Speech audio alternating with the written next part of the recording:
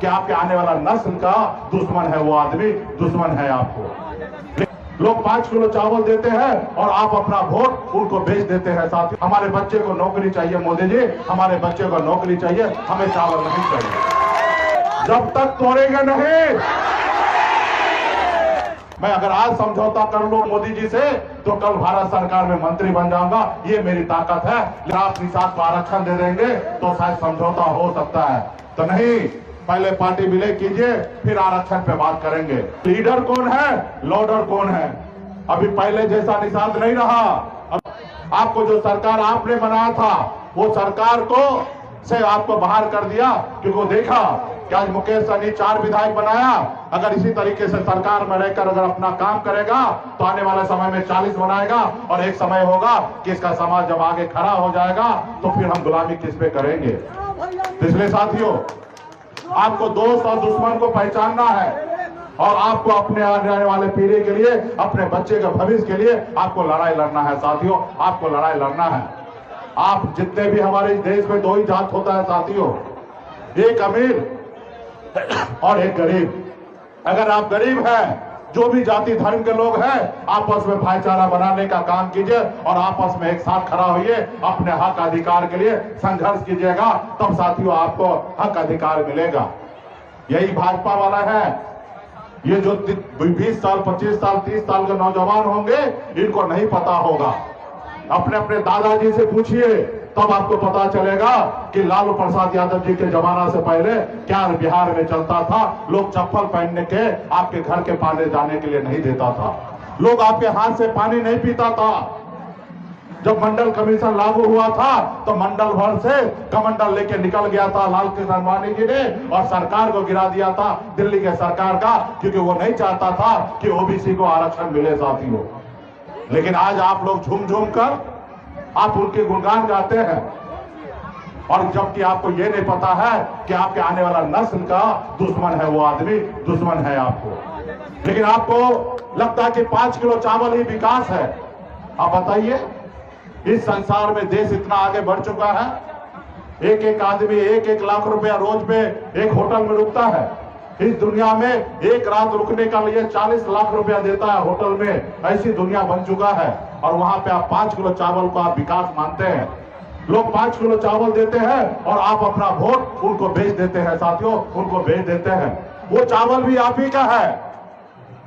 कोई वो चावल अपने बाबूजी का घर से नहीं देते हैं, क्योंकि देश का मालिक आप है और वो देश का संपत्ति में से अगर सरकार कुछ भी देता है तो वो संपत्ति आपका है साथियों, वो आपका अधिकार है। लेकिन लोग बड़े बड़े पोस्टर लगाते हैं कि हमने किया है, लेकिन वो चीज एक्चुअल में वो आपका है साथियों। तो इसलिए आने वाले समय में हम मोदी जी को कहना चाहेंगे कि मोदी जी, हमको चावल नहीं चाहिए, हमारे बच्चे को नौकरी चाहिए। मोदी जी, हमारे बच्चे को नौकरी चाहिए, हमें चावल नहीं चाहिए। हमें मोदी जी चावल नहीं चाहिए। जब हमारे बच्चे बीमार पड़े तो उसके लिए अच्छे हॉस्पिटल चाहिए, हमें आपका चावल नहीं चाहिए। हम मेहनत मजदूरी करके अपने घर परिवार को चला लेंगे, लेकिन हमारे बच्चे के इलाज के लिए हॉस्पिटल की आवश्यकता है, आपकी चावल की आवश्यकता नहीं है। हमें मोदी जी आपकी चावल नहीं चाहिए। हमारे बच्चे के पढ़ने के लिए अच्छे स्कूल की व्यवस्था करके दीजिए। हमें आपका चावल नहीं चाहिए। हमारा बच्चा पढ़ लिख लेगा, काबिल बन जाएगा तो आने वाला समय में दुनिया में राज करेगा साथियों, दुनिया में राज करेगा।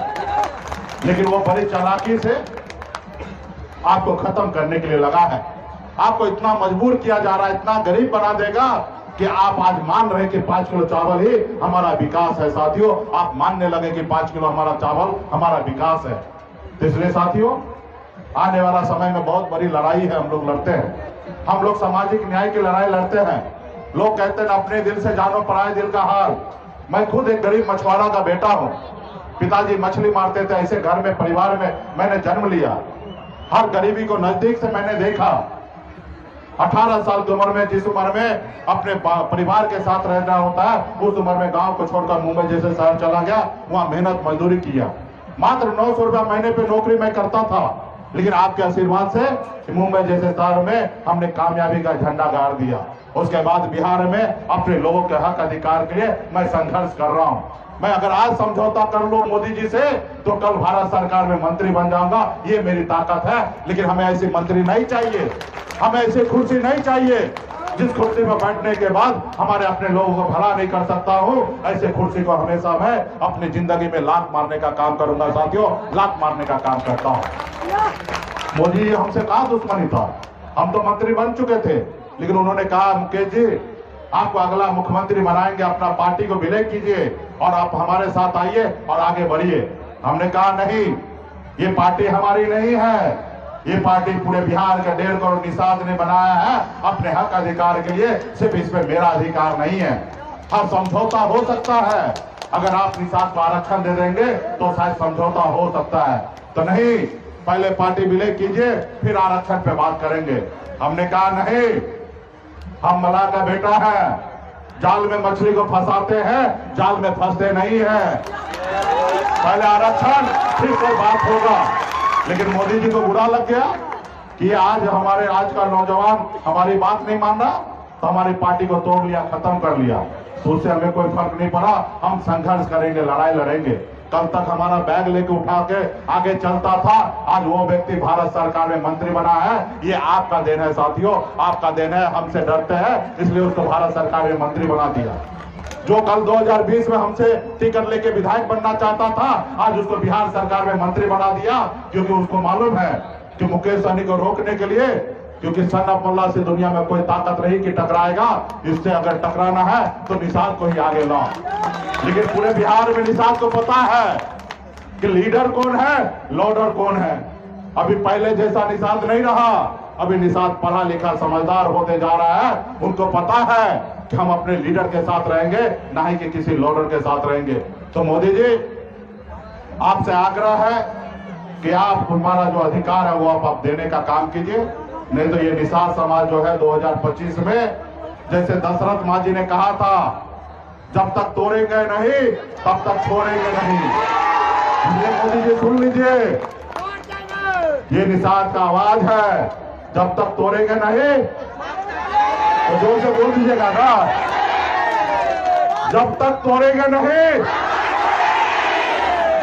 तो ये बात है साथियों, बहुत बहुत धन्यवाद। और मैं फिर से आग्रह करूंगा